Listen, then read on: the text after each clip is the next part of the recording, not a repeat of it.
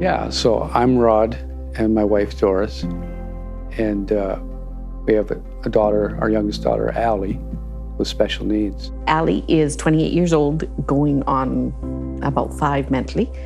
Her official diagnosis is global developmental delay of moderate severe degree for unknown reasons. She was about 9 months old when we noticed something wasn't right. She's had 22 different surgeries, ears and teeth and feet and you name it. She knows some of her letters, doesn't know some of them. The doctor said, oh, you know the gap's going to get bigger. And we'd never heard that before. It was always, she'll catch up. People would say, she'll catch up. And what do you mean? You know, we turned around, what do you mean? Well, 99% of the time, that's what happens, and she'll be left further and further behind. So when Allie was probably about 15, 16, is when you start having to the transitioning period. And what's it like? Because at 19, all of a sudden, all the children issues are finished, and now you're an adult, and it's a whole different world.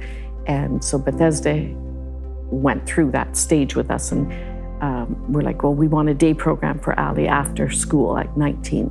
We loved what Bethesda was doing for Allie in the day, camp, and we just wanted to continue with them. We've seen their love for Allie, the staff. And support of our spiritual wishes, and yeah. That was a big part. Like when we were talking with it, well, if she's at one of these other programs, if she asked one of the workers to pray with her, would they? And well, if they were comfortable doing it, and it's like, well, no, we want to support what we're teaching her in school. The policy is you have to go check out a whole bunch of different programs and pick, well, the one you want. And I knew I wanted this one, GDS through Bethesda. But so Joyce came with me and just was able to ask those questions I didn't know I should ask, and how the programs work and all that. And it just reinforced that, yes, this is what we wanted. Like she turned 19 at the end of June, and she started her day program on the beginning of July. Like when you're doing the transition time, you're kind of, what are your goals for Allie? And originally it was that, well, we would like her to be out of our home, say by the time she's 29. And then she was maybe 21, 22 in that ballpark.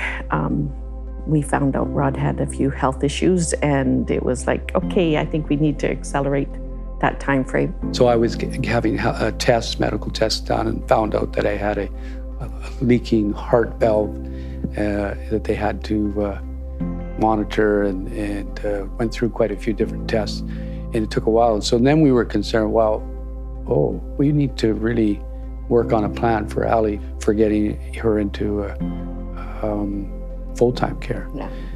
The thought of her leaving the home was hard for me to really get a hold of, because she's my little girl, and I can't imagine her not being here and us looking after her. But we knew that it would be better for her eventually as we get older. She doesn't transition well. So if it was a matter that she had to move out in a crisis situation, that would not be pretty, and we would not get what we wanted. It would have been a crisis. This is where she goes. And so we started the talk. If we had wanted a home share situation, we probably could have had it much sooner, but we figured for Allie that was not what would be best for her.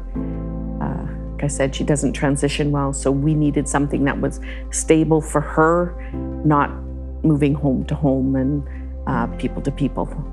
We definitely wanted a situation that would support our Christian beliefs. Caregivers could come and go, but she would have her own place.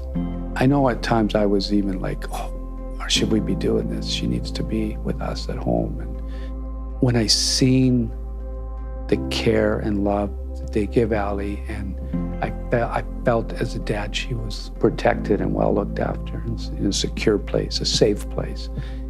Yeah, I learned to trust God and for Allie's future when I'm not going to be there. Statistically, a lot of marriages fail that have a child with disabilities, challenges, because it can be so hard on a relationship, a marriage. And being able to get out and go for coffee or go for a walk was important for us. And that wasn't always easy to do. And so that was probably the biggest thing for us when Allie finally went into care, or when she was having respite. And it was like, oh, we can just go. Yeah. Do you want to go for a walk? Yeah, let's go. I guess we can go right now.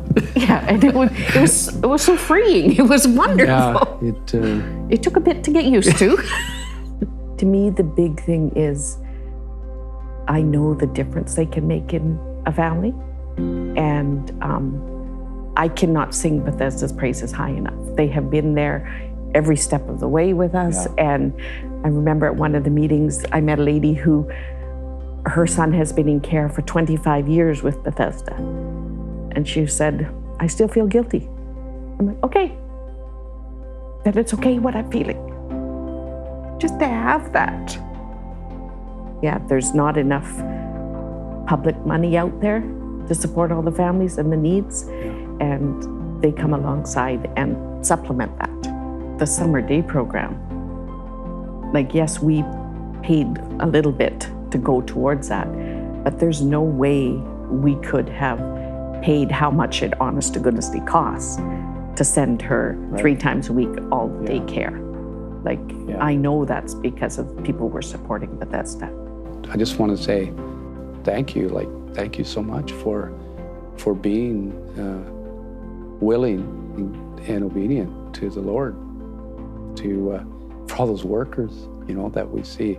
We're supporters of Bethesda now, and because we know how big a help it is to parents and in marriages, to help keep marriages together and to families together.